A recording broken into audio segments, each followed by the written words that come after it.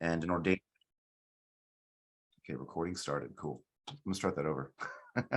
So my name is Paul Rana. I've been a Master Mason since 2007 and a member of the Scottish Rite since 2008. And I'm a past master of multiple Martinists, Rosicrucian, and Golden Dawn bodies, and an ordained bishop with French Gnostic and Apostolic, Orthodox Apostolic succession. I currently serve as Grand Master of l'Ordre Martinist Souverain, a progressive Martinist order we founded 9 years ago, almost to the day. I also serve as the Director of Work for the Austin Scottish Rite and as Venerable Master for their Collegium Ritualis Ecosse, where we study in-depth the degrees and history of the Scottish Rite of Freemasonry. I write and lecture internationally on alchemy, Kabbalah, Rosicrucianism, Gnosticism, Hermeticism, and initiatory bodies of the Western esoteric tradition. As a translator, author, and editor, I've published something like 25 volumes of French haute grade esotericism and related currents. And I'm also a karate geek as well. So sometimes we like to geek out in that aspect. Our goal today is to dive into the Shem HaMephorash in a unique perspective of how I work it. Now, I know that Frater RC has introduced you guys to the bulk of the history of where the Shem HaMephorash comes from, classical methods of using it, where the sigils come from, such as Linnaean, etc. He asked me to come on because he thinks that I have a unique way of working with the Shem, and something that has not really been expressed in other books. So I'm just going to dive into that. I'm going to share my screen. Make sure I have the ability to do so. Yes, I do. All right. So this is from can you all see my screen? Someone give me a thumbs up. You can see it. No problem. Bueno. Cool. So this is from a forthcoming book on the Shem HaMephorash that started 11 years ago. And because of other duties, such as hierophancy or starting a Martinist order and writing other books, I never got around to actually publishing and finishing this text. But maybe 2023, you guys will motivate me to get this published out there. So the Shem, as you know, I'm just going to review a little bit of this, is known as the name of brilliant fire, the divided name, the 72 leaves of the tree of life, or the healing leaves. It is perhaps the oldest form of Hebraic magic, and a system that has never been fully fleshed out for practical use, in my opinion. Various writers such as Agrippa, Kircher, I know you guys were talking about Kircher, Rabbi Abulafia, Franz Barden, Robert Ambalan of l'Ordre Martinist, and Chicken Tabitha Cicero of the Hermetic or the Golden Dawn, and others, have expounded upon this name, but never with a complete system of invocation and workings. So the purpose of this exposition, this class, this talk, is to lay down a new way of looking at the Shem, while still drawing upon the traditional uses laid down by the Martinists, Kabbalists, and magicians of the past. So there's a vast range of knowledge and experience to gain from working with a system so regular and systematic as the Shem HaMephorash.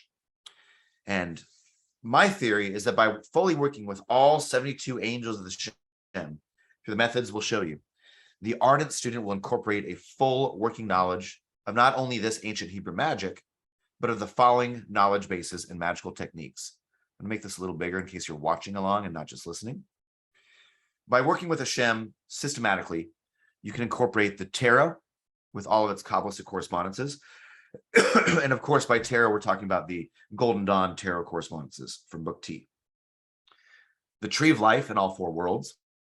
And we'll talk about that in depth. I'm not sure if you guys talked about that yet, but how the tarot minors apply in the Golden Dawn system to the angel of the Shem, and how you can apply that to the Tree of Life in four worlds. You can also study Kabbalistic gematria practically, breaking down the angel's name, breaking into gematria, seeing its correspondences, and then working with the angel and seeing how those correspondences mirror your experience of what your experience of working with that spirit or angel. Also, the operations and combinations of all 7 planets, the 12 zodiacal signs, and the 4 elements. So, for example, in the Golden Dawn order I came through, we worked in depth, we worked greater invocation rituals of all 4 elements, as all Golden Dawn practitioners do, but also of the 12 zodiacal signs and the 7 planets. And by using the Shem, you can start to combine those things and seeing how they interact with each other. So this also teaches you practical astrology, you'll have an experience of what it means for Saturn to be in Libra, to understand why that is the tarot card of sorrow, to understand why the Three of Swords has three swords piercing a heart, and how that relates to this force it's trying to describe, to this etheric, subtle force. You can also study the magical use of the Psalms and how those, that is a very old style of classical Christian magic. So you can see how those Psalms apply to the angels and why so. Agrippa's magical image of the decans. So I'm not sure if you guys went over that, but Agrippa, in his 3 books of occult philosophy, 1531 or something like that, he lays down images of beings for each one of these decans, and those decans through the Golden Dawn system correspond to the tarot and to these angels. So you can use those for inspiration, to start with your traveling the planes or astral projection. You can also work on practical talismanic creation and consecration. And that's one thing that I know Frater RC wanted me to show today, was the style of talismans I created for this system, and specifically the color system, using the Tree of Life and Four Worlds. You can also work through GD talismanic images. So that is where you take a name and draw it in a cross. Say we take the name Raphael. So Resh, Pe, Aleph, Lamed, and then a cross, Resh, Pe, Aleph, Lamed. I'm not sure if that's correct on the screen. It looks backwards. So here and here, right? Right to left from your perspective. And you can see how the head is formed of Resh. So it's a man with a brilliant mind, a powerful head like the sun, a body like Pe, strong and fiery, and then the body of El for the hips and the feet, and see how that creates a talismanic image that you now work with as a spirit in your meditations and projections. And of course, scrying and angelic communication, which folds into the talismanic images and talismanic consecration. So before we go further, do you want me to clarify any more of those things, or are we all pretty on board with those basic concepts I'm going to explore? And that's more for you, Frater RC, and your students. Yeah, I know. I think we're good on this. I mean, yeah, this is all great. This is all great. All right, excellent.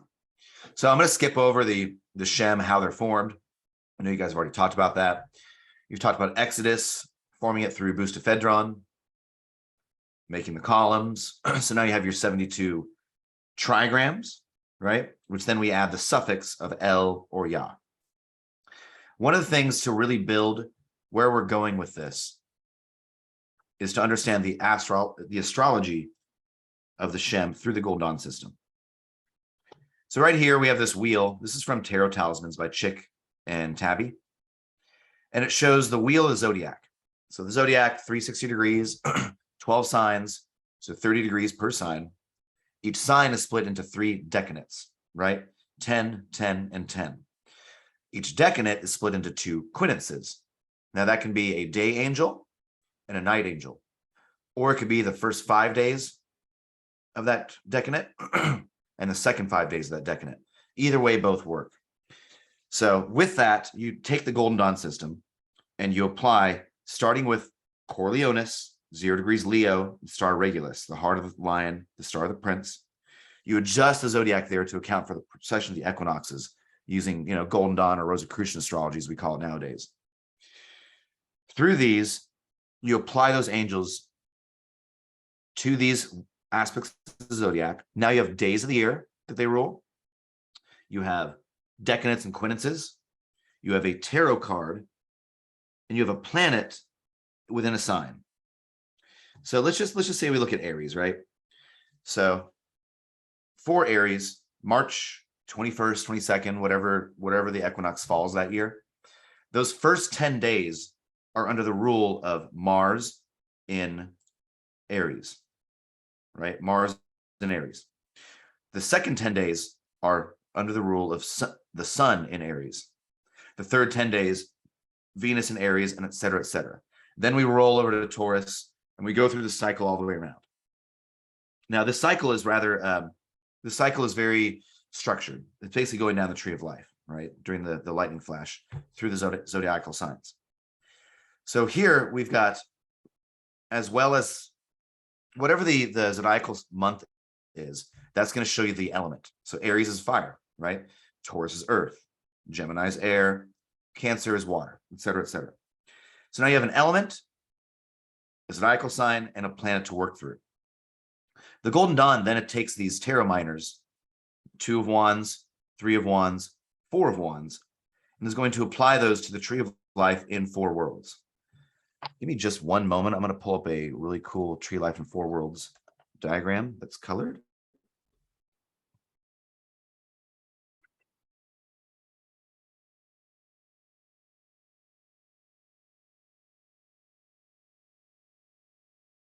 Computers. All right, so there's a couple versions. The color system is brilliant to the Golden Dawn. These are the 4 color scales, not shown sephirotically, just shown as like, color grids. And let's pull up the Tree of Life actually in 4 worlds. That is a hefty diagram right there. And to make it a little more simple, let's just pull up absolute. So the highest world of absolute. So once we're there, this is where you start getting color systems, right? So let's say we're looking at the 2 of Wands. The 2 of Wands, we know it is Mars in Aries, right? Aries is obviously red and green, Golden Dawn color system. Mars is red and green. I'm just saying red and green to make it simple rather than saying crimson or whatever. Now, I made this diagram here in order to have a visual aid so you can start to memorize these color systems. The idea of the Golden Dawn system, everything fits together like a perfect puzzle, right? You've got the tarot, alchemy, Kabbalah, correspondences, Egyptian god forms, Kabbalistic correspondences, Enochian, astrology, the Shem, they all fit together to make this cohesive whole. And my purpose of working the Shem this way is to bring all these elements together into this kind of a system. So let's say we want to focus on the 2 of Wands. So it is in the sphere, in the Tree of Life in 4 worlds, it is going to be the world of absolute because it is Wands, right? Just like the world of Bria for cups, the world of Yetzirah for swords, the world of, right here at the bottom, Asiya for pentacles. So we're zooming into the 2 of Wands.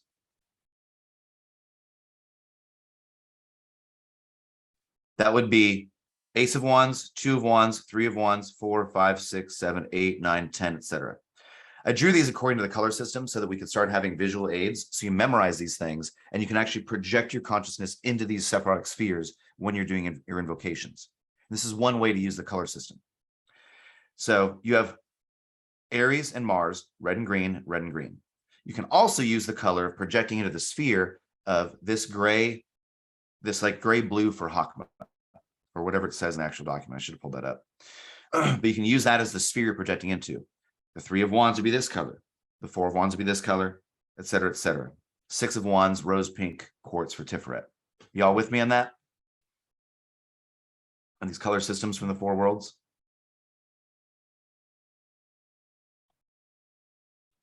So one way that I utilized these was to create various talismans that would match these. So I'm going to pull out some show and tell for talismans.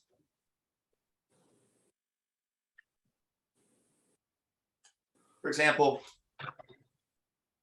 say we take this guy right here. Without actually looking at what angel it is, we can already tell by the color system what we're working with. Okay, so we have as a base color, I use the zodiacal symbol. Then I use the planetary color here. Then I paint the actual talisman itself in the colors of the Tree of Life in 4 worlds. We'll get to that in a moment, but I just want you to see an example of how I'm making these talismans and using them to use the color system to your advantage. So let's talk about using these in a cohesive way that brings together all aspects of the Golden Dawn system. So rather than just doing a meditation on the name, such as the, Raphael or whatever, or just using invocation of the Psalms, or just using invocation of the angels' qualities, I use this to filter every aspect of the Golden Dawn system together. So we're all familiar with the LBRP method, invoking in the four quarters, then the center, right?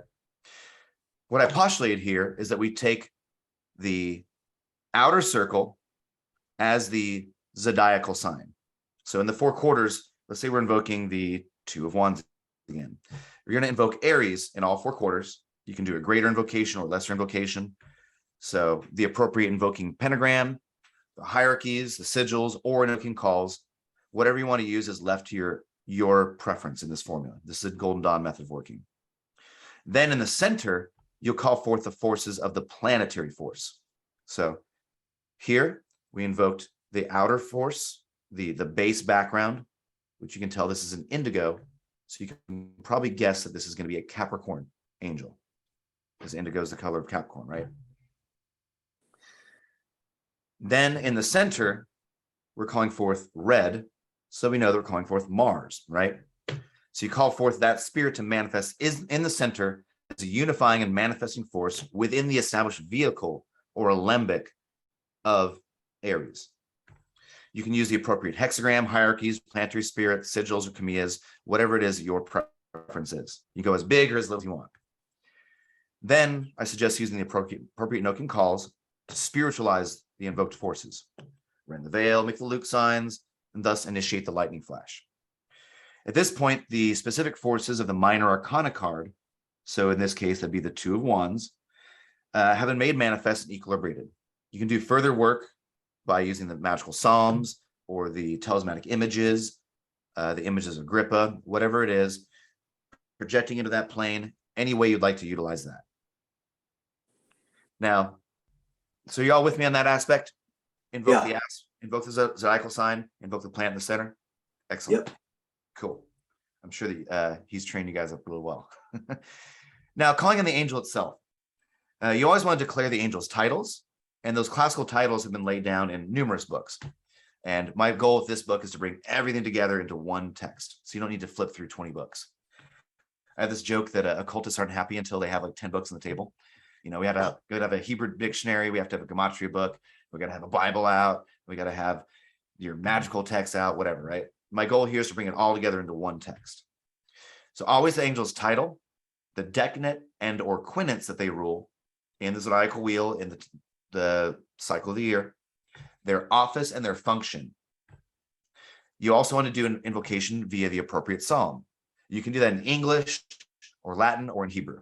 I like to use Latin and Hebrew because I'm not fluent at all, but I get certain words and I definitely have an understanding of it from classical Golden Dawn work.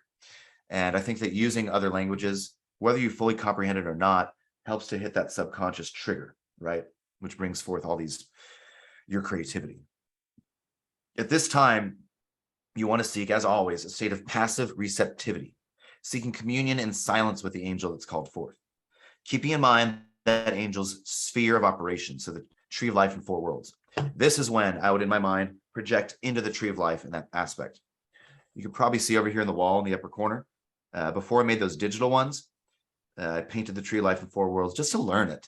The more that you seal these things in your unconscious, the more power and effect they're going to have, the more you're going to have to draw upon when you actually do your invocations and rituals.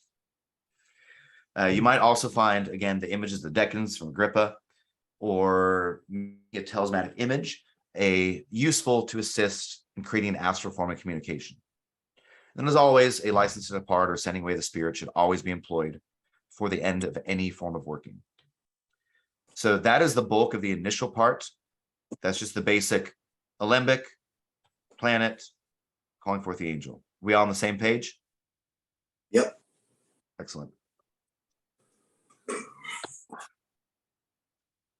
So other ways to work on this is to work on the tree of life projected in the sphere. I find the tree of life projected in the sphere to be one of the pinnacles, one of the peaks of the Golden Dawn system.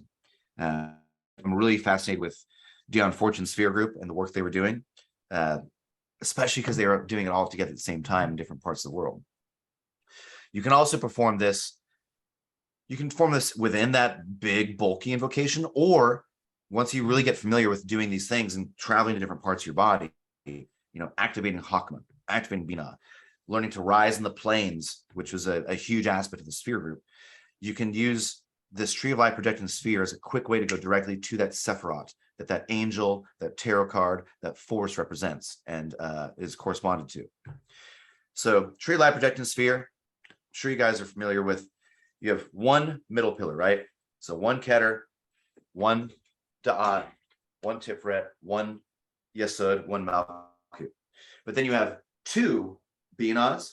You have a Bina before on this side, two Hakmas, two Gevoras, two Keseds, etc., etc. See if I can. Have you guys talked about the tree life projecting sphere in your classes? Yeah, a little bit. We haven't dived too hard into. I haven't started a formal Kabbalah class in the Hermetic Mystery School yet, and I will once people memorize the alphabet. But until then, there's not much point, and as you know, so yeah, we're going to be doing more of that next year, along with a bunch more Egyptian magic. But so far, we've been focused on last year Enochian and this year Shem work. Excellent. So this might be a little advanced, but I'm going to throw it out there anyways. Good. So the tree life. What's that? Good. So the tree life projecting the sphere. It's a good little thing we can pop you guys into. This is a really simple way to look at it through the numbers. Keter, first sphere, second sphere, third sphere, fourth sphere, fifth. Okay, so you with me? This is you looking down upon the world from the northern hemisphere, or looking down upon yourself. So right here is number one. You're gonna have two Hakmas, two Binas, two Keseds, two Gevoras, one Tiferet. Now these T's here are called Tiferet points. It's the ecliptic. So you can consider like your waist. Well, it's your heart, obviously, right? But it's the ecliptic around the earth. And those 4 points are where your Tiferet projects outwards and makes effect within the tree of life and the sphere. Now, looking down, looking up from below, we have 2 net sacks, 2 HUDs, 4 Yesod action points, just like Tiferet here. Made you laugh. Just like you have 4 Tiferet points, Yesod has 4 action points as well. And then 1 Malkut at your feet. Now, make it a little more complex. Here's it using the Hebrew letters. And here's it showing the paths. So 2 Alephs connecting Aleph to Hakma, or Keter to Hakma. 2 Bayets connecting Keter to, I'm trying to do this mirrored. Keter to Hakma, Keter to Bina. 1 path of Gimel, right? 1 path of Gimel going down. So here's it with the all the paths aligned. If you can memorize these forces and this image, I think it's a very powerful way to work the middle pillar. And you should always saturate your sphere with whatever you invoke, especially if you're invoking a divine force or angelic force, right? So saturate your sphere with it. And we can do that simply with Keter, Da'at, Tiferet, Yesod, Malkut, as in the middle pillar. Or we can pull it in and tree light projecting a sphere in a sphere and go down your body and circulate it in a sphere rather than just in the basic middle pillar. So you with me on that? This is a way that you can build up the tree of life, work on rising the planes, which is a whole nother class we could talk about, right? About how you do out-of-body experiences, how you pull out, how you rise in the planes. And that's where these paintings of the tree of life and forward worlds really come in handy. Once you memorize those kinds of things, you can easily go, all right, I'm here in Malkut, right? Here's my feet, my groin, my heart, my head. So your head is sitting in Tiferet of Yetzirah, right? So you visualize now Tiferet of Yetzirah above yourself, and you seek to strive upwards towards Yesod, towards Tiferet, wherever it is you're going towards. You seek to rise upwards and see these spheres fall down around you as you ascend up the planes. It gives you a very useful color visual technique to manifest these forces. So a little ballsy since we picked 2 of wands, but you'd be focusing on trying to hit this sphere right here, the highest Hakma, right? Hakma of Absolute, because it's wands, so it's absolute. 2 of wands, so it's the second sphere. So 9 of Wands would be here, 6 of Cups would be here, 3 of Swords would be here, et cetera, right? And you'll notice that in some of Crowley's Thoth deck, he's using some of these color patterns, right? He's definitely using planetary patterns. Sometimes you'll see Sephirotic patterns as well. So going back to this document, using the tree of life projected in a sphere. After your initial cleansing and preparations, whether that's an LBRP, purifying, consecrating, whatever, opening an egregore, after you do your initial cleansings and purifications, build the tree of life projected in a sphere about your aura. And you can see those papers in the black brick. So that's number 1, is build your tree of life in a sphere in your basic meditations. Start working on rising the planes so it becomes natural. Step 2, seek to rise in the planes to the appropriate world of the tarot card. So in our example right now, Absolute. And again, it's kind of ballsy seeking to go to Absolute because technically you can't really do that in Kabbalah and all that, whatever. You're still going for it as an imaginative exercise. Let's make it more simple. For the 2 of Swords, we can all talk about going to Yetzirah, right? You're going to the world of formation, the realm of Yetzirah. Visualize the appropriate Sephira for the 2 of Swords, Chokmah. Vibrate the divine name of that Sephiroth, Yah, for the 2s, for Chokmah, right? If you're doing the 3 of Swords, it'd be Yahweh Elohim. If you're doing, et cetera, right? El for Chesed, Elohim Gabor for Gevora, Yahweh Eloah Vida'at for Tiferet, etc. So invoke the divine name of that Sephiroth and see that sphere turn the appropriate color. So let's say I'm here in my basic tree of life, white, gray, black, blue, red, yellow, etc. Now I'm going to visualize Chokmah. Am I doing the right side? I'm trying to mirror. So Chokmah over here, right? So visualizing Chokmah, have it turn the appropriate color, which, since we're doing the 2 of Yetzirah, I closed it on accident. Oops. If you indicate the Sephira on the wrong side of your body, Frater, you can just say you're being Jewish because we reverse them, right? That's the interesting thing about Hermetic Kabbalah. We flip the tree's placement on our body by stepping into it. Some say through the verbo mirifico of the Yeshua Shin that allows us to step into the tree, unlike Jewish Kabbalists who see themselves as a reflection at Tselem of the tree. I really like that. That's a great explanation of it too. And yeah, we do change it up, right? We do totally change that perspective. And I think that's because we're taking a solar perspective rather than a lunar perspective, right? Amen. So you see that Sephira turn whatever its appropriate color is in the tree life in 4 worlds. So let's say we're doing the 2 of Wands, like a light blue there or light gray. Then you call forth the archangel rather than doing this big invocation of all 4 quarters, which I think is super powerful. Again, this teaches you different magical techniques. You can just invoke the archangel, So the archangel of Libra, if we're doing the 2 of Swords, this can be a simple invocation of just the name, or you can make it complex. You can use the glyph, the talismanic image, the 4 worlds hierarchy, whatever it is. You can also call forth the choir of angels of the letter Yud, or whatever world that is. And with all these together, you finally call for the Shem as we did before. You can also do like a very simple Gnostic Christian perspective with scrapping all this Golden Dawn stuff and just use a calling of the angel with its name, its titles, its function, its office, the appropriate psalm, and perhaps just a silent meditation on it. So you can make this really complex, you make it really simple. And that's my whole point of why I started initiating this before my hierophancy, was to get the entire group, the temple, to do regular work together and to regularly go through a full cycle of all these forces. And it teaches magical techniques. So before we go into a specific example, I'm going to talk a little bit more about why. Why are we doing this, right? Magical intentions. So with a great diversity of methods, do you want to raise your hand? Or are you clapping? Okay, cool. Yeah, and jump in if you have anything to say. With a great diversity of methods that can be employed, using that alchemical, outer alembic, the planet, using the tree life in 4 worlds, using just a simple meditation on the name and office. There are equally diverse applications and goals with such work as the HaMephorash. You might seek insight into the nature of a particular minor arcana and its relation to the tree life and four worlds. Or you can seek to explore the varying manifestations of the planet through the zodiacal signs in order to better understand those seven lights, the Elohim, that operate through the lens of the zodiac. The aspirant may seek to realign oneself to the patterns of the heavens as through a clock. Like we talked about, March 21st, equinox, two of Wands rules. 10 days later, 3 of Wands rules.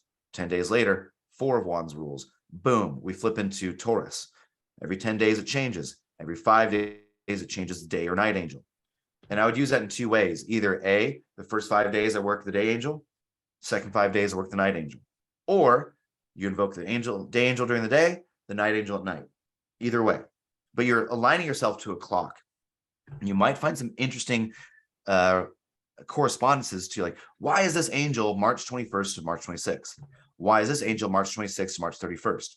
You might find some really interesting correspondences that align with the seasons, in line with nature and natural philosophy. That was one of the big questions people always ask, like, well, why is this angel said to rule, your birthday, May 11th? By doing this, you're going to understand and see those patterns. And those are things that no one's really written down. We just have the description of the correspondence of what they are, what days they are. This is, and the sun going through those decanates and quintuses is the sun, the king, traversing his kingdom. This can give incredible insight to the patterns of the macrocosm and the reactions it elicits in one's own microcosm. Why is it I prefer spring over winter? Why is it I prefer this month or this season over this? Why is it I have certain things always happen to me this time of year? And that's why journaling is so important, right? So you can see these patterns over time. And of course, there's always a lower magic of calling forth specific angels to execute one's will. So thaumaturgy as opposed to theurgy.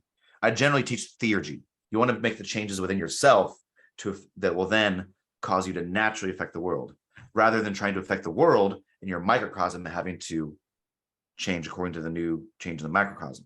But you can still do that. You can find the correct angel to use according to the needs of the operator. For example, I think it's the 2 or 3 of cups. That angel is specifically meant to seek out thieves. Let's say something got lost or stolen. This angel is really good at seeking out who stole it and having them come to you and return that item or confess what they did. Sounds interesting. Yeah, that's one of my favorite Shem angels. I think it's maybe we can pull it up. Well, we'll pull it up in a little bit. But there's one angel, 2 or 3 of cups, that is to find stolen things. And I left my laptop out in my patio one day, and the neighbor kid stole it. So I go inside, and I was doing the Shem on a regular basis. I go, I know exactly which one to use. And this angel is attributed to Cancer. So the home, right?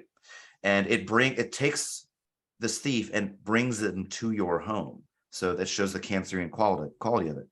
And I swear, dude, I'm not even done meditating. Knock, knock, knock on the door. And the neighbor boy and his mom are there at my doorstep with my laptop. And of course, it's like, hey, it's cool, man. Like, thank you for returning it. Here's a lesson. Don't steal from people, kids, but just use it as a learning lesson. But it works really effectively. And again, the aspirant's own ingenuity is always recommended when working with skeletal systems. We're taking the skeleton system of these correspondences and grafting it upon the Golden Dawn model right now, because that's really what you guys are focusing on the most, I think, right? Actually, more the Linane book.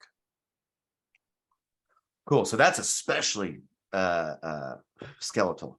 You just have what, the name, office, function, sigil, and psalm, right?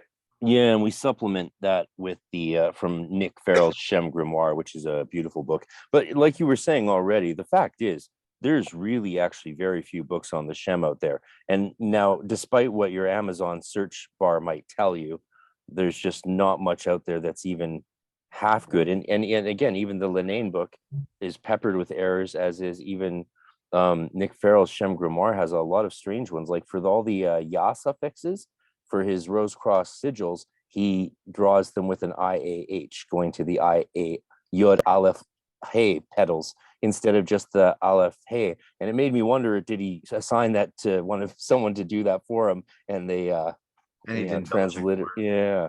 But his voweling of the names is an interesting method because he follows sort of a traditional Abulafian style voweling, which allows him to integrate traditional Kabbalistic prayers and practice into the method. So the Shem Grimoire is a book worth getting before he takes it off the market and revises it. But really, I think the Lenain is the main manuscript that is most useful. Sure. You always want to go back to primary sources, right? And the Lenain manuscript is one of those primary sources in the Arsenal 2495 manuscript, which we need to talk about again. I'll see if I can find the high res. Yeah. But all these other things, the Golden Dawn just did so much to apply these classical forces to the tree of life, to the tarot, to astrology. And by using all these elements, bring them all together, you're learning the system. So here's some more reasons about why to do it, right? Always start with why. Philosophy of regular Shem workings. In regular working of the Shem, through the totality of the zodiac, certain cards will come up which at first glance appear to be malefic or undesirable energies. For example, right now, Saturn in Libra is our current angel ruling the sky. Actually, no, I think we've just moved on beyond that. No, we're at Saturn in Libra. I think it transitions in 2 more days. So that card is sorrow. And why is it sorrow? Why does Saturn Libra represent that? You know, Saturn is in a detriment in Libra. It's restricted, right? So you start to see how these symbols correspond to each other and why these things are named what they are. Thinking of it as malefic or undesirable is a nearsighted point. We are to endure all, to seek to understand the universe in its totality, just like Crowley's motto, Perdurabo, I will endure. As Crowley states in Magic and Theory and Practice on page 203, quote, the most important drill practices. Think of your magical work, your meditations, your LBRPs, your whatever you're doing as a drill practice, as a regular disciplined thing that you're doing day by day to reformulate your consciousness, to dive deep into yourself. And the Shem gives you a structure. The most important drill practices are, quote, the fortification of the body of light by the constant use of rituals, by the assumption of God forms, and by the right use of the Eucharist. 2, the purification and consecration and exaltation of that body by the use of rituals and invocation. 3, the education of that body by experience. And this is where it really hits. It must learn to travel on every plane, to break down every obstacle which may confront it. This experience must be as systematic and regular as possible, for it is of no use merely to travel to the nice beneficent spheres of Jupiter and Venus, or even to explore the 30 aethers, neglecting unattractive meridians, right? We're trying to break free of this whole attraction repulsion. So you need to go through all these forces and understand each one of them. As one progresses through the zodiac, multiple methods and aims should be experimented with.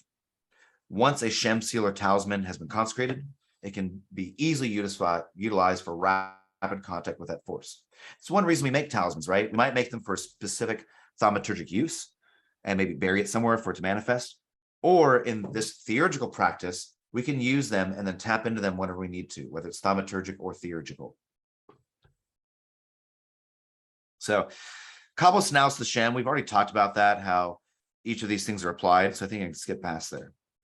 But let's show you some examples of these workings, okay? Again, the beauty of the Shem and using it for a training system is that you will have a structured system every 5 days with a new angel to invoke. And I want to mention regarding discipline, the idea that when you set yourself out to work the Shem in my method, you start on whatever day you are, and you want to go through every single one of them for a year.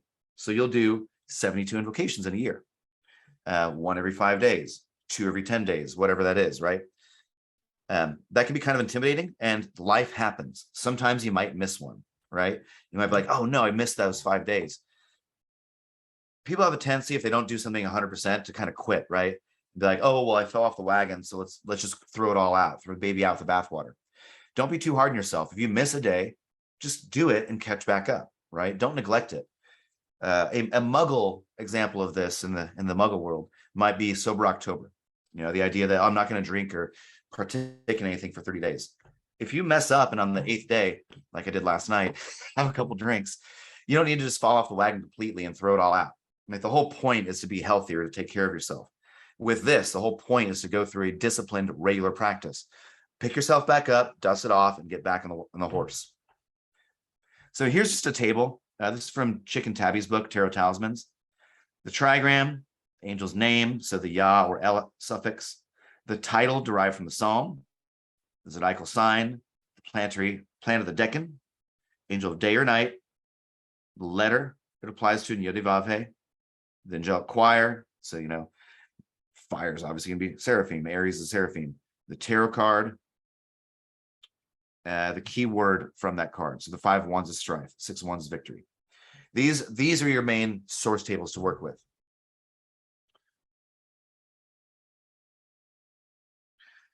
Here is Agrippa's 3 books of occult philosophy, volume 2, where he shows the magical emblems of the decans and the divinatory meanings on the right column from book T.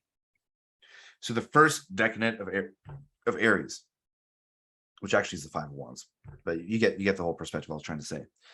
Agrippa would say, let's say you invoke this angel. When you're in your meditation, you can read this to yourself. Visualize a black man standing and clothed about in a white garment, girdled about, a great strong body, reddish eyes, and great strength, like one that is angry. I mean, come on, it's Aries, right? It's dominion, 2 of wands. This image signifieth and causeth boldness, fortitude, loftiness, and shamelessness. So you can also meditate on the tarot card, 2 of wands, dominion, strength, domination, harmony of rule and justice, boldness, courage, fierceness, shamelessness, revenge, resolution, generous, proud, sensitive, ambitious, etc., etc. You start to see how these things line up and how Agrippa and book T totally cross over to each other. So just more ways of tapping into and aligning yourself to that force. Just like if you're invoking Venus, you might have 7 candles around you. Everything's green. You have a beautiful, lustful scent for your incense. And you might take on various forms. You can do God forms or just the way you approach it. I like to use an example. When you're invoking Venus, you're not going to use the same kind of tone, body language, atmosphere as you would if you're invoking Aries. Aries might be a strong man, forceful, martial. You might have a spear or a sword with you. You're not going to use a spear or a sword if you're invoking Venus. You're going to be much more gentle. You're going to woo it. You're going to work with nature, beauty, harmony, music. You're going to want to woo that force as opposed to dominate that force. So just another way, it teaches you how to understand the zodiacal signs and the planets and start to see how they all operate differently. So here's an example of the 51st angel of the Shem. And one thing I did in this book is start off with the tarot card, the planet and the zodiacal sign, where it is in the decanate, the tarot card. So 3 of wands virtue. There's your seal with the name drawn about. It's always kind of bothered me that these symbols, the ones that are in Ambalans, the Kabbalah Pratique, that he writes them from left to right instead of from right to left. But that's what he did. I would probably rewrite these and do them this way, like a pentagrammaton, Yud He Shin Vav He. So it'd be that way instead of this way. Do you have any opinions on that, Frater RC? On how he did? A lot of people do that with the Hebrew. It's I just tell people to switch it.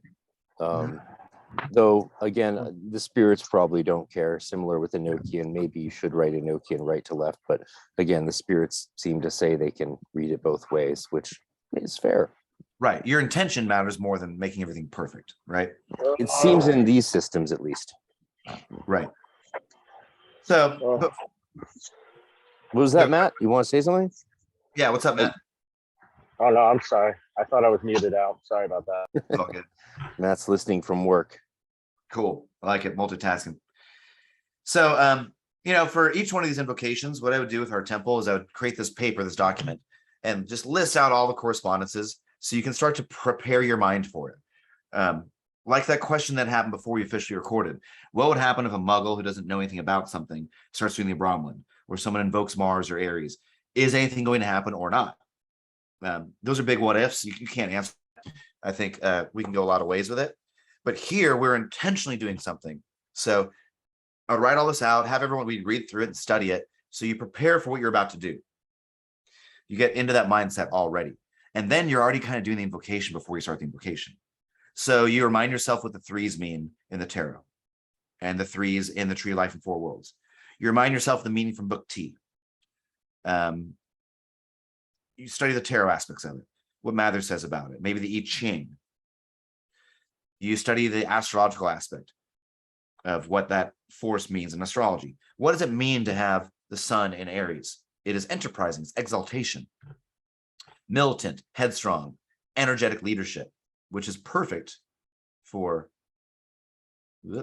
lost it, perfect for the card virtue. It's a man looking out over his kingdom, right? So it's perfect for energetic leadership. And then we would dive into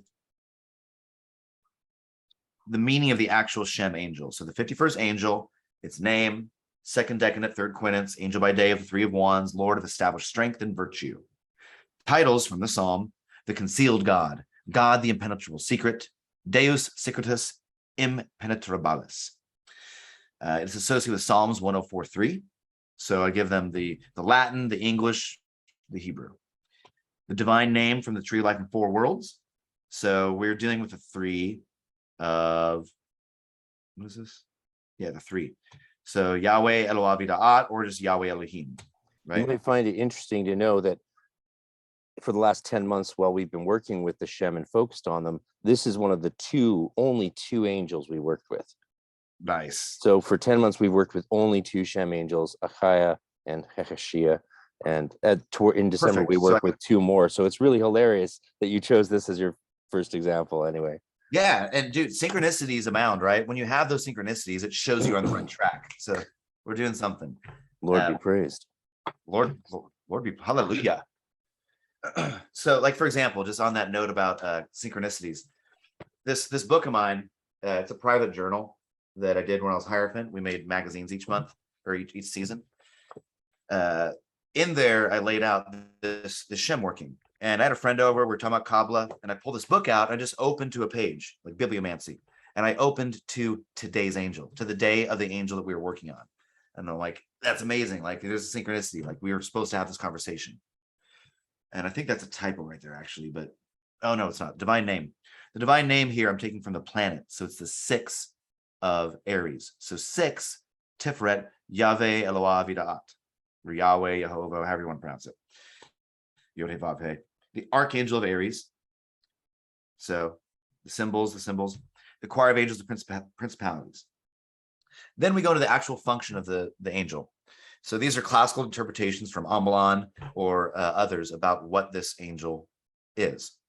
So since you guys have worked with Hakashia, this angel serves to raise and elevate the soul to the contemplation of divine things, to uncover the mysteries of wisdom. It governs chemistry and physics. It reveals the secrets of the philosopher's stone and universal medicine, loves abstract science, is devoted to the discovery of the properties of animals, plants, and minerals, is distinguished in medicine.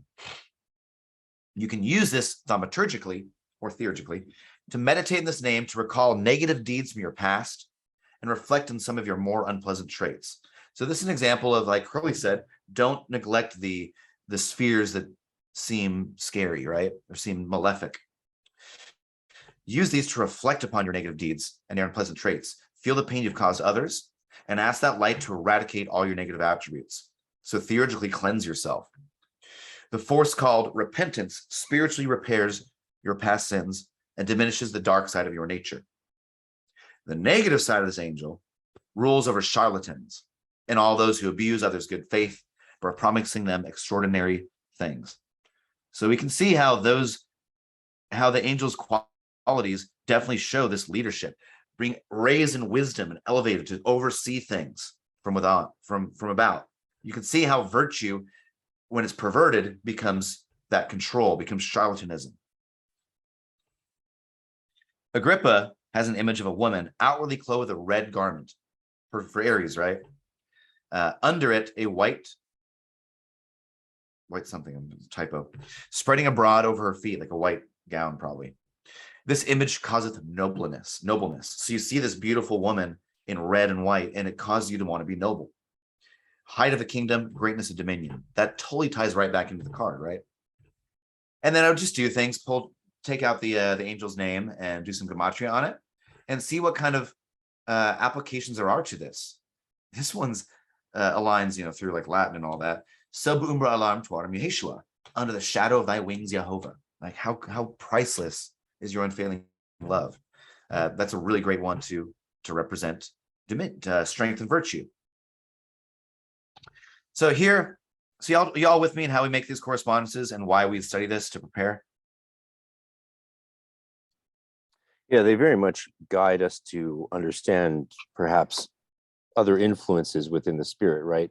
And you can see this at play when you look at someone like Nick Farrell's Shem Grimoire, for example, because he's a magical order that they're working with this stuff. They're working with the beings. They are definitely using this method exactly as you're showing it here, and then working with the being to come up with even newer understandings of the full depth of the being. And it's quite fascinating to see. But the important thing I think for people to take away from this is the overall methodology you're showing that they should apply to their own work to come up with their own fuller understandings of who these beings are, especially in relationship to you, because what's good for one is not necessarily good for another, and beings can show us aspects of themselves or provide aspects of themselves to us that they won't provide to the guy next door. Right, entirely. And that's going back to the objective subjective experience, right? These are the objective qualities of the angel as laid down by our past masters, as laid down by the Kabbalists, the magicians, the Martinists. And now we can utilize these forces and write our own objective or subjective experiences thereof. Journal. And with this, you'll have 72 journal entries on these 72 angels and spirits. It'll teach you all those forms of magic and teach you to connect yourself to those spirits and how to just do magic in general, right? So you start writing your own interpretations and experiences. You watch for your synchronicities in life. You watch for how it reacts to you, how you react to it. And you start to develop a relationship with these spirits. And now you have something new, right? Because it's from your own experience. This one seems to be very good with helping self-initiates or anyone undergoing any form of initiation in general, which is quite an interesting sort of new aspect to it. And I will say one interesting anecdote that I know I have permission to tell. One of my students, while we were prepping for our initial contact with this angel, jumped the gun a bit and just did it before he had to go off that evening. And the angel showed him a symbol, a special symbol. And that evening, he then went to his first Scottish Rite event. And that symbol the angel had showed him was on one of the aprons. And you happened to be there that night too. So that's even more funny story, isn't it? And he's here in the crowd as well, of course. But I thought that would be funny, worth telling, because what a powerful little bit of proof from the angel that it's showed up for you. Awesome. That's you said that I was at that meeting too? Allegedly. In person. I think I know who you're talking about. Real cool. Yeah, I see you on here, buddy. Yeah. What's up, brother? That's that small world, man. Right? It was pretty far out, and I realized at the time as a teacher I needed to make him take note, because thinking back to my early days, so many amazing things happened to me and I just brushed them off because I was young. It was the new age, and I was like, well, of course this happened. I get older now, I look back, I'm like, holy bloody hell, like what that we did that. If I had my mind today as a teenager and had those experiences now, I would be going around to every teacher and government official I could find to be like, why is no one paying attention to this reality, this phenomena? Like, why not? It seems absurd that our whole world would be ignoring something that actually occurs and is so far out. But we do that all the time, it turns out. So anyway. Oh yeah, I mean, we brush things off. We don't recognize synchronicities all the time. And that's another thing about doing this regular work, is you're going to be looking those 5-10 days for manifestations of that angel in your dreams, in your visions, in your daily life, maybe in a license plate.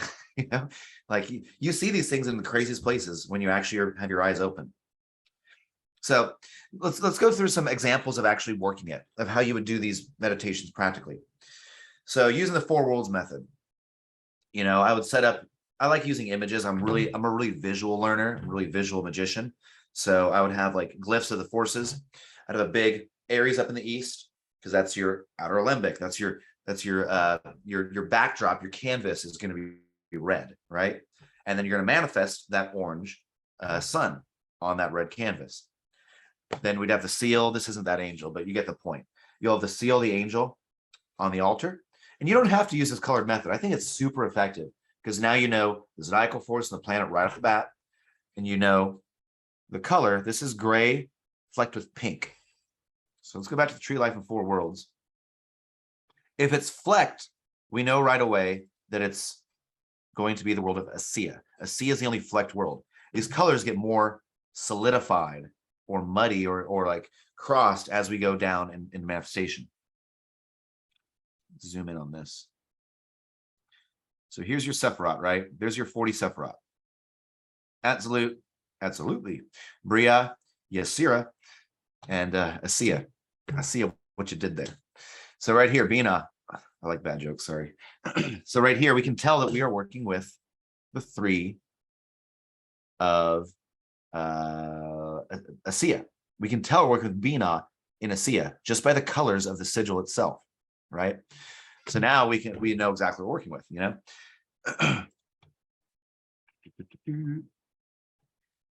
Do whatever purifications, whatever openings, banishings, purifications, however you want to do it. Again, if you don't want to use the color, the traditional way the Martinists did, Robert Rambalan, is you take a piece of virgin parchment and a red pen and draw the sigils. And if we go through this little show and tell, we go through some of my various talismans. Most of them have this colored system. This one's a pretty one. A lot going on there. It's flecked with red, yellow, and blue. So we know that it's easier to see if I use this one. Red, yellow, and blue. We know that we're working with the 2 of discs, right? So Hakma and Asiya. This one here, blue background, it's probably Sagittarius. Saturn is the planet, and then the sphere is yellow.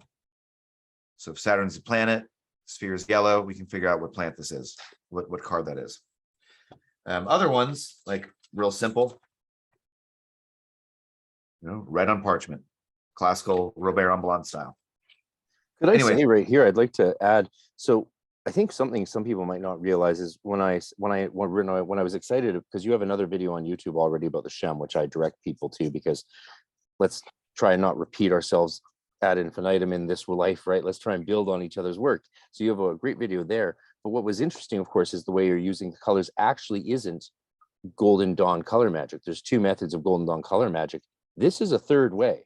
This is a new way. So for those of you listening, this is not Golden Dawn color magic. This is a sort of a new way of beautifully.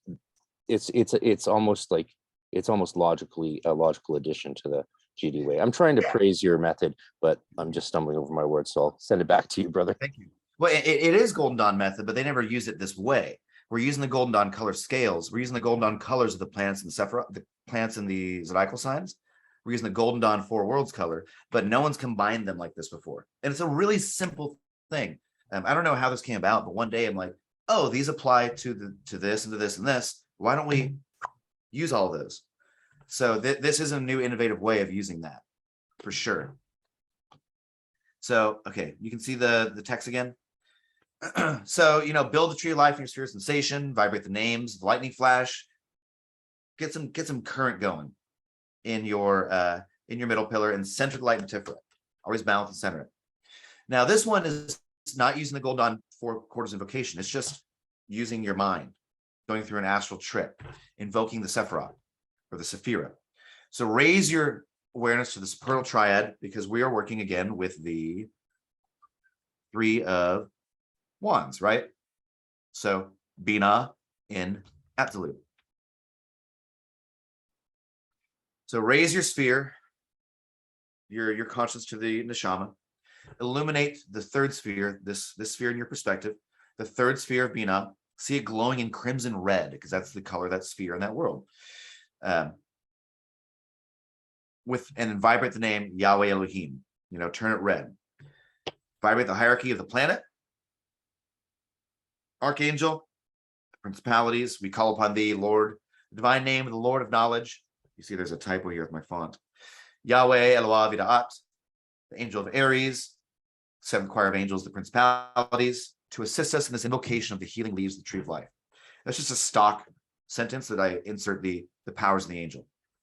And then same with the stock invocation. We call the angel name, thou whatever number angel of the Shem, whose titles include, say the titles, angel by day or night of the tarot card, ruler of this decadent, this quinets of Aries, so the zodiacal sign, the tarot card, Lord of Virtue. So we just hit 9 correspondences to really sink into your mind into whatever this finely tuned force is. That's the thing about the Shem. They're extremely unique. They're extremely focused, right? Like laser focused. In order to do this, whatever its powers are. And then you try to find something that relates to those powers and do a theurgical practice. Reveal the honest and virtuous secret to the honest and virtuous, the secret of the philosopher's stone. Manifest unto us in thy capacity as, now we use a 10th one, the Psalm, Deus Sarcatus impenetrabilis, for our citizens in the great work. Invoke the Psalm, invoke the name, and then make a magical intention, right? Again, so I call out its properties, ask for the most beneficial and sublime forces of whatever it is, assist us in doing something positive with this force in order to further us in the great work. You can also state this out. So we would read this together as a group, and then your own personal meditation. Then start to focus on some aspect of the tree life and 4 worlds, or the tarot, whatever it is you want to focus on. Go into that one detail all the way. Scrying the spirit vision, project into it. And when you're done, always do a simple license to depart. So this is a really simple way of doing this. It wouldn't take long to do.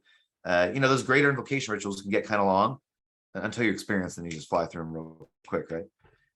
But this is a simple way of using just your pure mind and using the names and colors. Y'all with me on that? Yeah. And just like you were saying with vibrating the names, we can use traditional Kabbalistic techniques. You can use permutation, Tamora, whatever you want to use when you're actually vibrating that name. You ready to look at another way of doing this? Mm-hmm. Okay.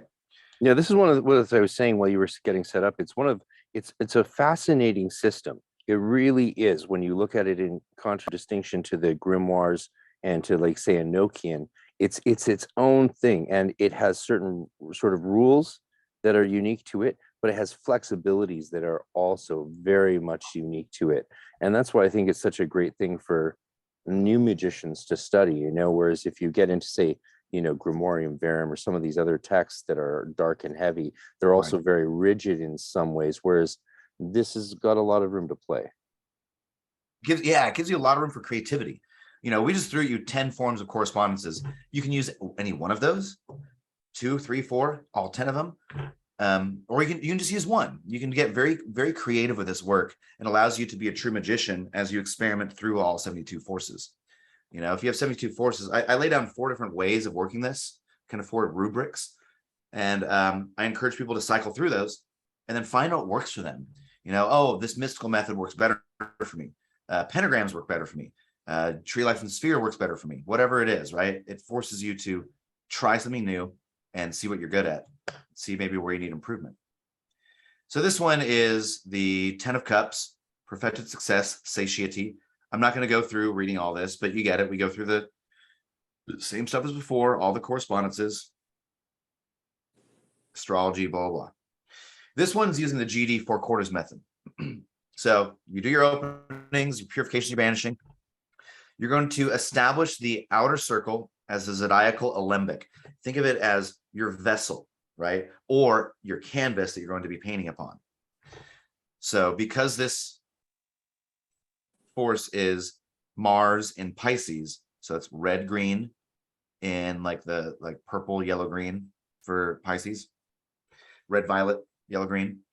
Start in the east, trace a red, violet invoking pentagram, vibrating Astrology, right? Or however it is you pronounce those names. Everyone kind of does it a little differently, right?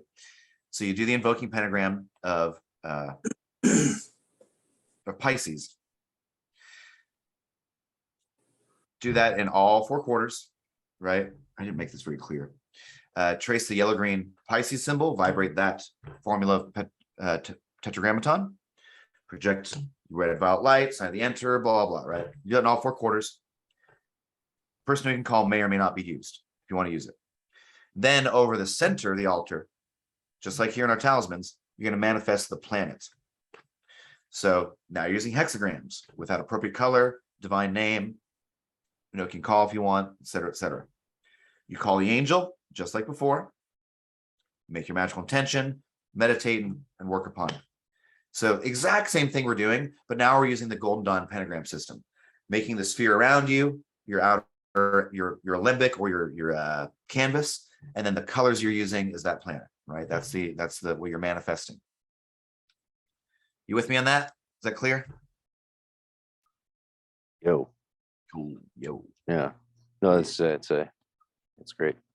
And another way of doing it, let's go just a couple more. This book really needs to get published. I know, dude. I've got so many projects. When you said you had written a book or were writing a book on it, I was like, yeah, okay. And then you sent me it and I was like, oh, he has. Yeah, it's not like everyone else.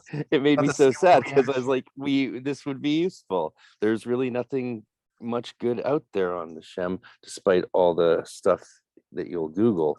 I mean, I don't even know what to think about some of the strange stuff, like the black magic evocation of the Shem HaMephorash. Like, it's dark fluff, right? Dark fluff. Dark fluff. Shout out to JSK. So let's look at another 15th angel. This is actually today's angel. This is the decadent quintus we're in. This would be the day angel. It's probably daytime where you're at still. I don't think the sun's set. Sun just set here, so I'd probably use the night angel. But regardless, so you got your attributes and all that. I made this one more simple. You can also, this was back in a Gnostic church I was working with. You can call forth, you could do the mass, right? And then just invoke the angel. You don't have to use pentagrams. You don't have to use the tree of life 4 worlds. You can just call upon it with a prayer, right? And learn to inflame thyself with prayer and just to seek union with the angel through simple meditative prayer. So real simple, right? What else we got? Another example of that. And then later on in the book, I just start giving you and I'm going to rework how I'm going to structure this entirely, but I start just giving you all the correspondences, and you do whatever you want to do with it. Here's everything you need. Use any one of these 4 primary methods to invoke the angel. Now, I want to show you one last thing. This is something I adapted from Robert Ambalan of Lord of Martinist. He was, if you don't know who that guy is, dead French dude. Real cool French dude who basically revived Martinism in World War II. As we all know, during World War II, the Nazis went after the esotericists, the Masons, the occultists right away. And Masons had their own symbol when they were in concentration camps. They went after the occultists and Masons for lots of reasons. Number one, the philosophy, right? Jew lovers and stuff like that, right? They used Kabbalah. Also, they went after it for the political purposes of Masons had underground communication, right? Occult orders had ways to pass messages without being detected. So it's a threat. So he single-handedly during World War II was hosting Martinist meetings, starting temples up, reviving the Yellow Cohen, and just doing a lot of really good stuff. People like Constant Chevillon, one of the temple masters, was dragged out in the street by the Gestapo, gun to his head, and asked, "Give us your member list." And he's like, "No, I will not. I will not violate my oath. I will not turn to my brothers and sisters." Boom, blew his head out in the street. So modern day martyr. Anyways, this comes from, this is adapted from Robert Ambalan's Shem workings in Le Kabbal Pratique, or Prato Kabbalah. Piers Vaughan translated a version of this, and you can find it free online, really easy via a Google search. This is meant to incorporate all the aspects into one grand Solomonic invocation. So openings, LBRP, LBRH, whatever you want to do. And then this grand invocation of Solomon he utilizes from Levy's Ritual de la Haute Magie. There's your tree life in a sphere. So this is what you want to focus on when you're building up that tree life in a sphere. So he opens with this invocation from Levy, which is basically invoking the tree of life. This is a silly thing French dudes do, is they add el or ya after Sephirotic names and make it into an angel. So Kateriel, Hakmael, Binael. It's kind of silly. It's really bad Kabbalah, but you get what they're trying to do, right? They're trying to bring forth like the most sublime aspects of that Sephiroth by making an angelic name. So he uses that. And then he has an opening of the Shem. I just have to say, now that I think about it, and I read that out to Ryan the other day, and we were both amazed how powerful it was, despite the sort of silliness of Kathiriel. But yeah, it is but powerful. just Hebraically, like Keteriel, like the yod there doesn't make sense. But if you're like Keterel, like that's like the crown of God. You're saying the crown of God. So that's actually not so bad. Yeah, it's pretty cool, man. Like and that's the thing. Like it's kind of silly. It's not like kosher Kabbalah, but you see what they're going for, and insights can come. He then uses a prayer sourced from Lenain or Lenah. Thus said Adonai, the heaven is my throne. So he used this prayer, and then you insert whatever angel name right here. Command thy angel to descend, reside, and remain for thy glory and service. This is more like a traditional grimoire invocation now, right? We're using quotes from the Old Testament in order to bring forth the Spirit. He then has you use the asperger and salt, going around while blessing, using Psalms 98. I said typo. That's just because they're using the French, the Vulgate, the different versions of it, right? So he has you use this psalm as you're purifying the space. And I like to write the psalms out so you don't have to open up a Bible and like be running around grabbing books. Like when I write a ritual, that's all you should have to have in your hand is the ritual. Because you want to keep your mind focused. You don't want to have your mind go off like, oh, I forgot that book upstairs, and get out of your meditative space, right? You want to be able to have everything in there that you're looking for. Blessing of the salt. Now, he says that if the operation is successful, a marked coldness will spread through the room. And one will then notice a progressive animation in the pentacle, in the talisman itself, which will give the impression of beating like a heart. It is then that one will be able to conjure the entity according to the following. This was what the Elo Cohen calls passes, or confirmations, or signs. They called it a pass in the Elo Cohen. Is that, and there's multiple reasons for that. A pass is something that shows you it worked. Amalan said a marked coldness. The pentacle might seem to vibrate or beat. You might see flame. You might see light emanating from it. Whatever it is, don't get too attached to trying to have a certain manifestation, because every magician is going to experience things differently. We're going to have our own subjective experience of these objective realities. I'm a very physical person. I feel things in my body. I feel things in my heart. I feel things in my breath. Some people are very visual. Some people are more auditory. Some people might have something happen during a ritual, or it might happen in your dreams, or you might see it in your daily life. You might have some kind of pass in the world. So keep your eyes open for them and not too attached to any one kind of pass or manifestation. Then I use the example of the outer alembic. So we're going to invoke the force as an outer alembic, either through the pentagrams and 4 circles, or just within yourself. So you can take your tree life in 4 worlds and turn it the color of the zodiacal sign. You can vibrate the 3rd sphere. It's on this way in the camera. Visualize the talisman. Make the inner alembic of the manifesting planet. So use those sigils and symbols. And then he gives this really long, rad angelic conjuration. And this is very classical grimoire, this section. And that's why I like this version, because it really brings everything together. He gives you a stock invocation, and you insert the angel name. And it's just really powerful, man. You're calling upon the angels, archangels, thrones, dominions. You're calling upon the Elohim, the 7 churches of Asia, or Asiya, heaven, earth, sun, moon, classical grimoire style invocation. So I'm not going to read this all to you. You guys can check it out in Le Kabbalah Pratique, and you can check it out when I finally release this next year. Maybe I'll motivate myself to actually finish it. And then call upon If I can help, I will, man. If I can help you finish it, I will, for all our sakes. Cool, man. Yeah. There's just like, I need to figure out some copyright stuff, like with using tarot cards. I'd like to have some cards in there, but you got to figure out like what's in the right. Yeah, that almost makes you want to just send it to like, let Llewellyn or Weiser handle that when you got issues like that, eh? Yeah. Yeah. There's got to be a decent set out there. Is it like, does a writer wait in public domain yet? You know, we'll talk about that another time. But I got to figure out little things like that. So then you call upon the angels that order in office, thou 33rd angel, whose titles, decimate, zodiacal sign, tarot card, etc. Invoke it, use the Psalms, invoke the name, make your magical intention, meditate. Make your magical intention.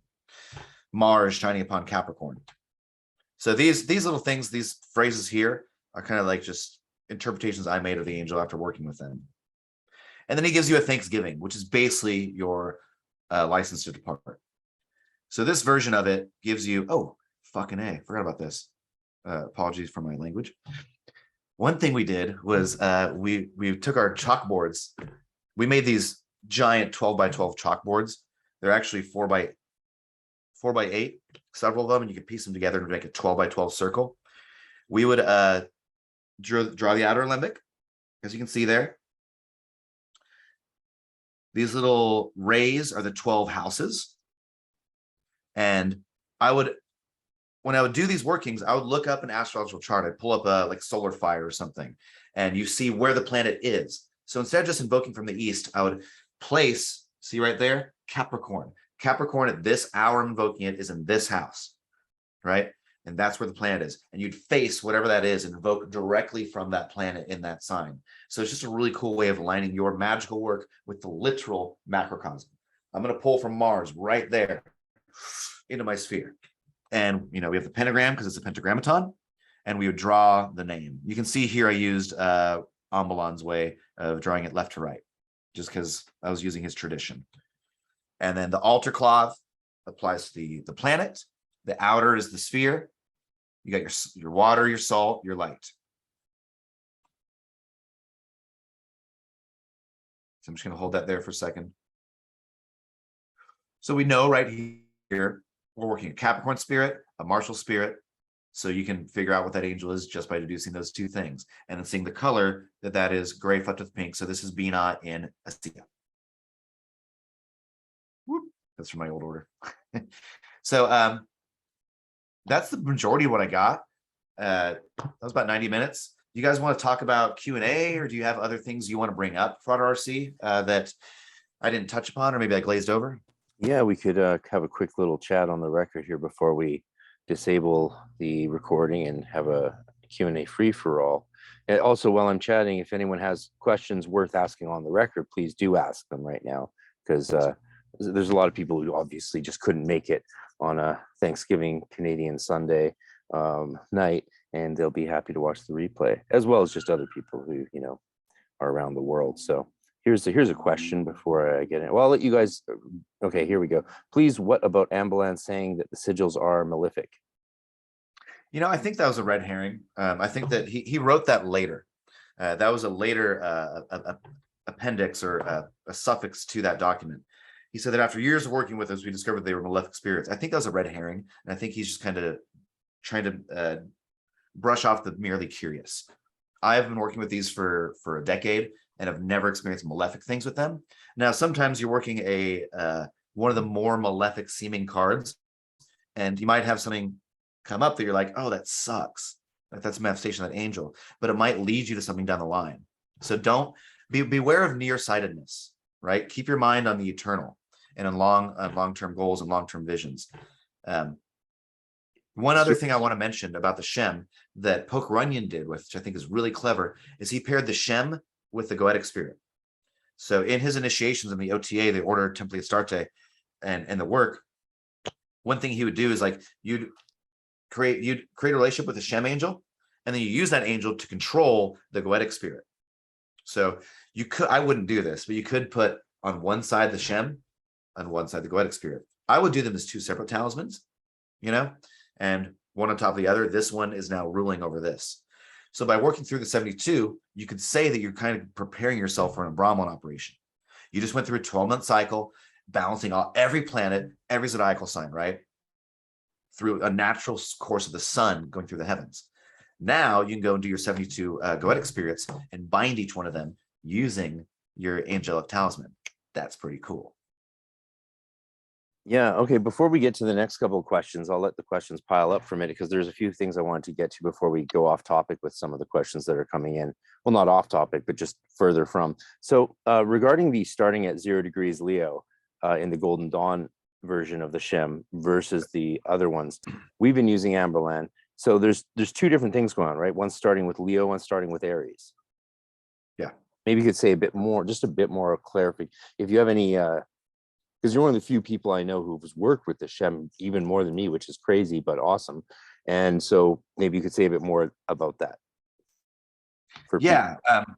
So for me, I have found that using the Rosicrucian Golden Dawn method really works well.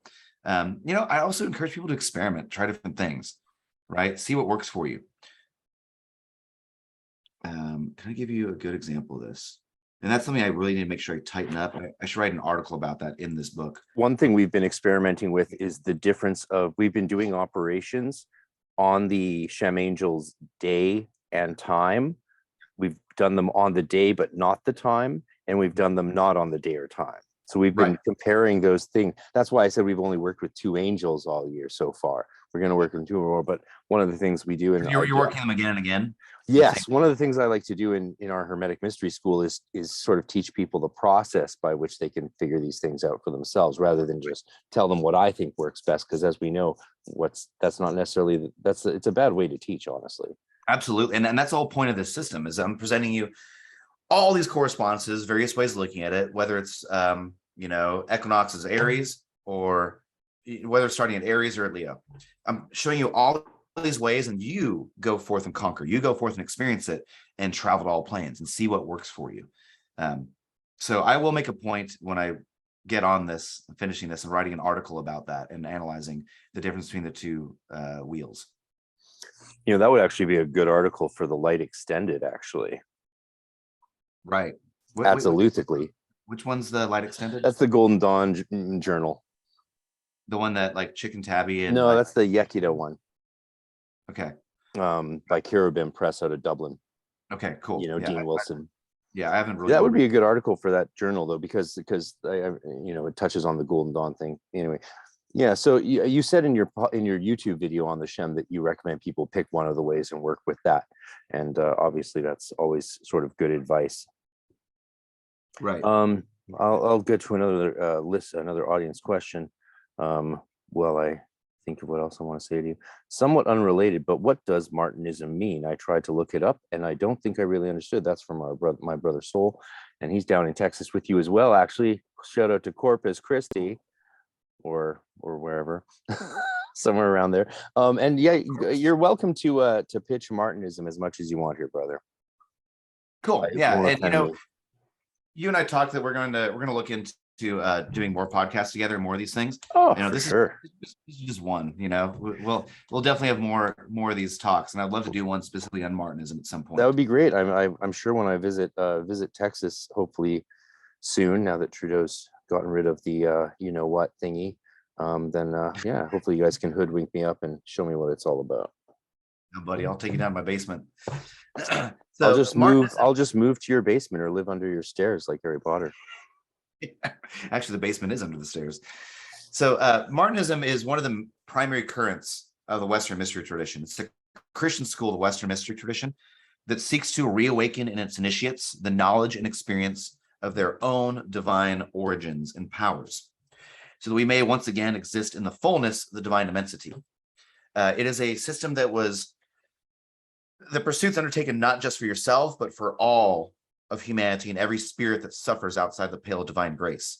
Martinism draws upon Masonic currents, Rosicrucian currents, Gnostic currents. Its first manifestation, this is like a real quick, 2-minute boilerplate overview of Martinism. The first manifestation was circa 1750-55. It was called the Elu Cohen. And the Elu Cohen was founded by Martin de Pasquale. It was grafted upon French Freemasonry. So after a Master Mason degree, these were high degrees afterwards. They're some of the first haute grades or high grades in Freemasonry. It never became a regular Masonic rite. It was always a fringe rite. But its members were major officers in Grand Lodge around France and Europe. It was a theurgical system of ceremonial magical initiation and the original system of Martinism or Martinism. What he did is he used the Masonic mythos, but rather than using Hiram, he used the mythos of the Noahites. So you go through the story of Adam, Cain, Abel, Noah, through the prophets as you go through the grades. And rather than just having Masonic initiations where you go through these mythologies, you'd get very visceral. The initiations are kind of messy. They can get rough. They're really aggressive. And the magical work itself is extremely intense. They were using Pope Honorius's grimoires. They're using Shem. They were using all kinds of like classical Kabbalistic grimoires to really make a complete theurgical system. They were also the first group to incorporate the HGA, the Holy Guardian Angel, in an initiatory system. We already had the Abramelin from the 1500s, but this utilized an Abramelin-esque operation within your grade system. So you reach a certain grade, you're now going to start invoking your HGA. It's a really brilliant system.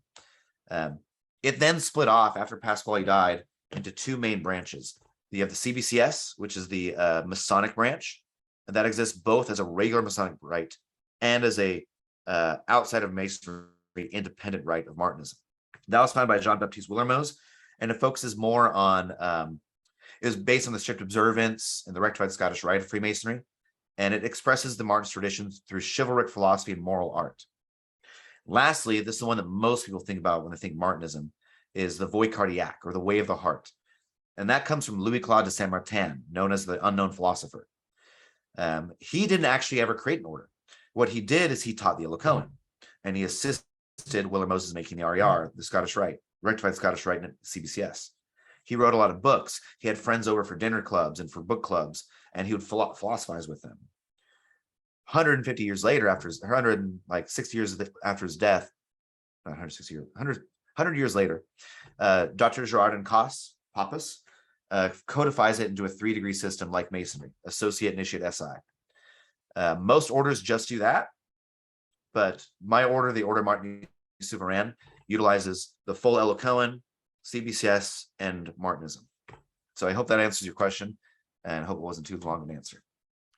No, I think that was a much appreciated answer. I mean, I always appreciate hearing more about these things for sure. I mean, I love the history of all this stuff. I think many people do. So what else do we have? What's the next question here? I love that you guys are all.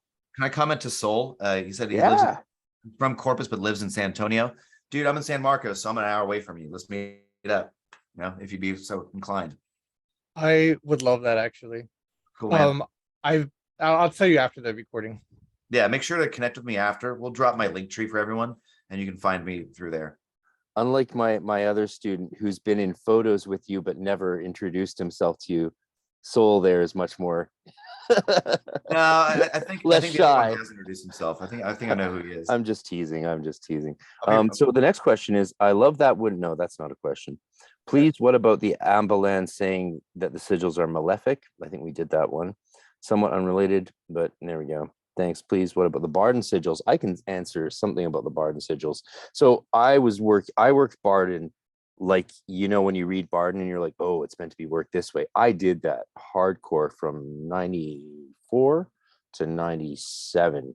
But when I got to the second book and to the sigils, and I was in the Golden Dawn by then, we realized there were some huge problems, and I just discarded Barden when I got to his evocation book, and it just seems so problematic. Do you have anything to say about Barden and his sigils with these things? Yeah, I mean, in general, I'm actually not even familiar with his sigils, so maybe you can pass me that source text. But in general, I don't really mess with Barden. He never clicked for me, and that's just a personal preference. I think he got a lot of fundamental exercises and techniques really right. But after that, he went off in some very interesting directions, shall we say. Yeah, sure. Yeah, he's just not someone I've ever focused on. Yeah, it's almost unfortunate he didn't, couldn't have recorded himself giving a series of lectures where he explained some of the things, like what we would see as problems with his system. So here's a question from Louis Cincinnati. I'm going to call you Cincinnati. I hope you don't mind. Here, I'm Louis. share my screen. Louis.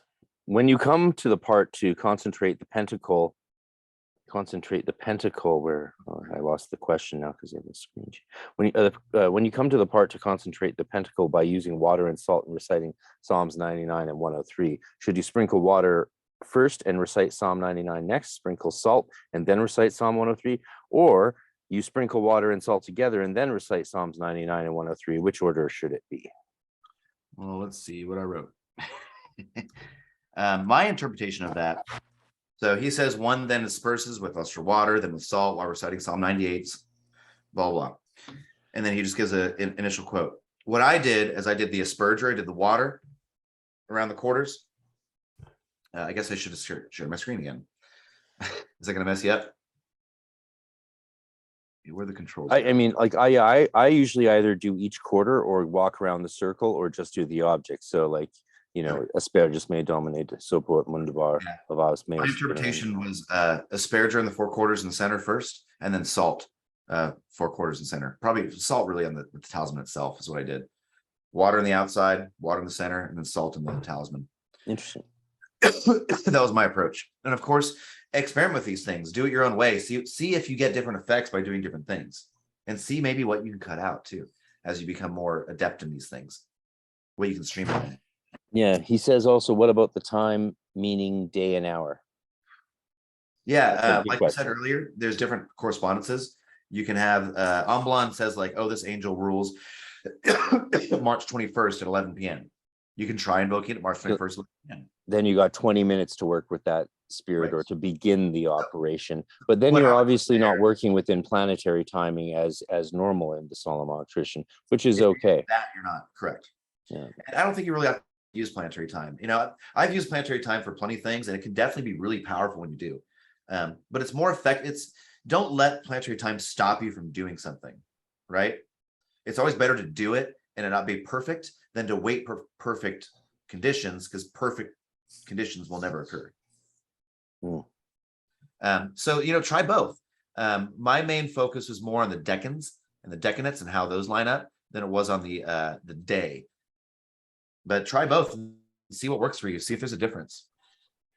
And the last, okay, one more. 2, when you get to the long conjuration to call the angel, should you say the angel's first verse first and then say the long conjuration, or you say the long conjuration first and then recite the angel's verse next? Which order should it be? Try either way. I tended to use the verse at the very end as kind of like a money shot.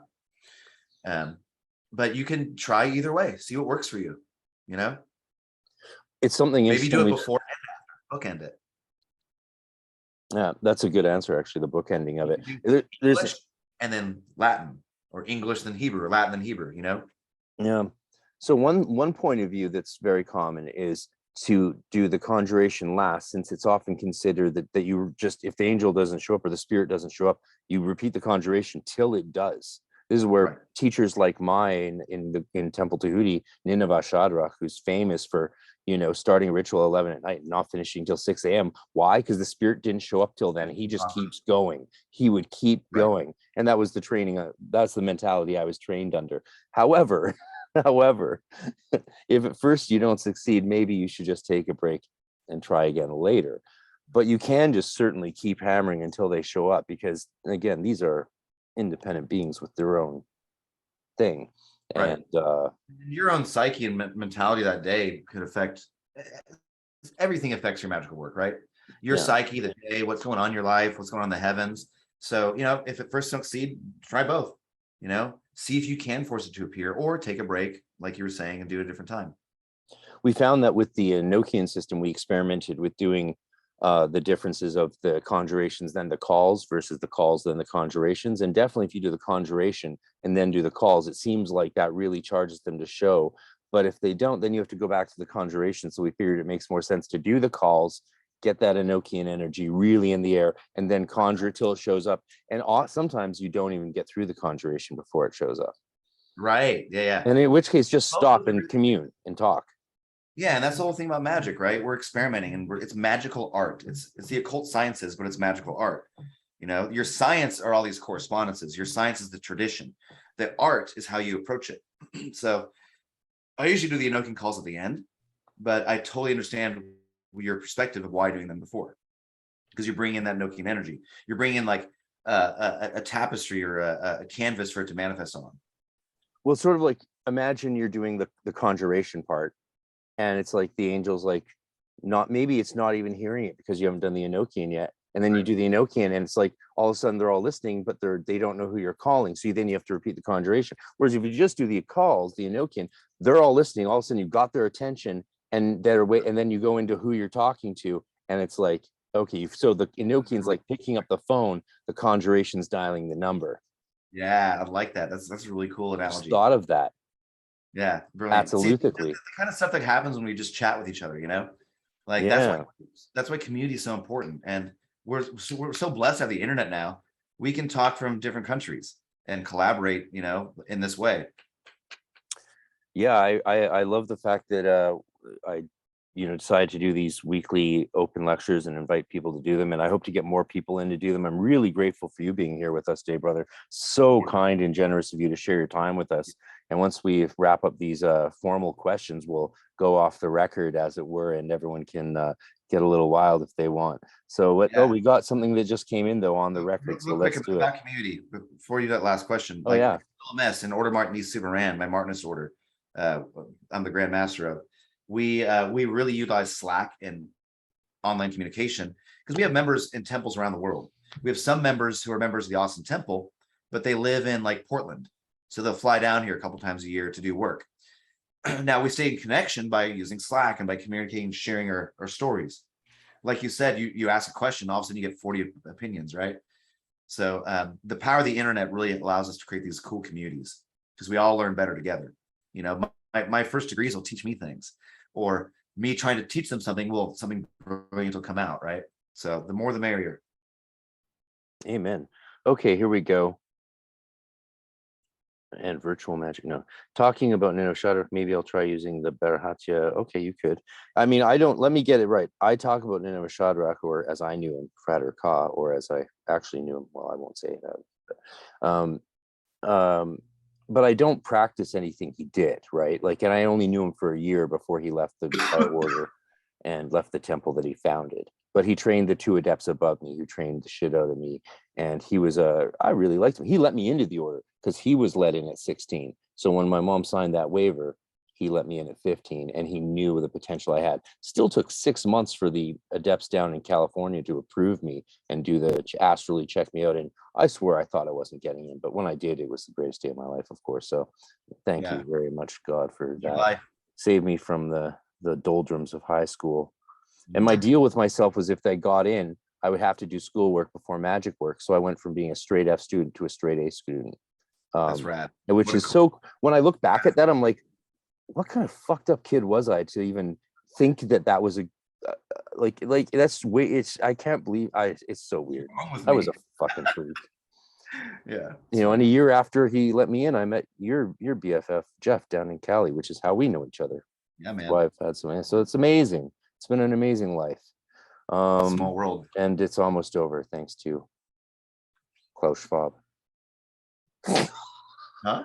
Nothing. So do you use a Laman like the one someone would use with the Trithemia system? That is another excellent question from Louis Cincinnati. I hope you don't mind me being silly with your name, Louis. That is a great question. You know, you could, so what I used to put the talismans were these, like, I think they're about 6 inches. Yeah, it looks about right. I use these and painted them. You could definitely make this into a Laman that you wear, or you could also make your own Shem Laman, right? Let's say if we take that image from Kircher. Y'all know what I'm talking about, that image of the tree of life and the Shem from Kircher. Or should I share my screen? Yeah. I think people do know. Yeah. Oh, you wait, could, you can make a talisman. Maybe share it. Do you mean the tree of life or the wheel? Because the wheel is not his tree of life image, right? Yeah, but it is a tree of life. It's just a different version of it. Yeah, I guess. You know, it's called the healing leaves of the tree of life. So if you check this out, that's not the best resolution, but you get the point. This is before I knew the proper rules of publishing and how to make things nice. Let me find a better diagram. Sorry. Okay.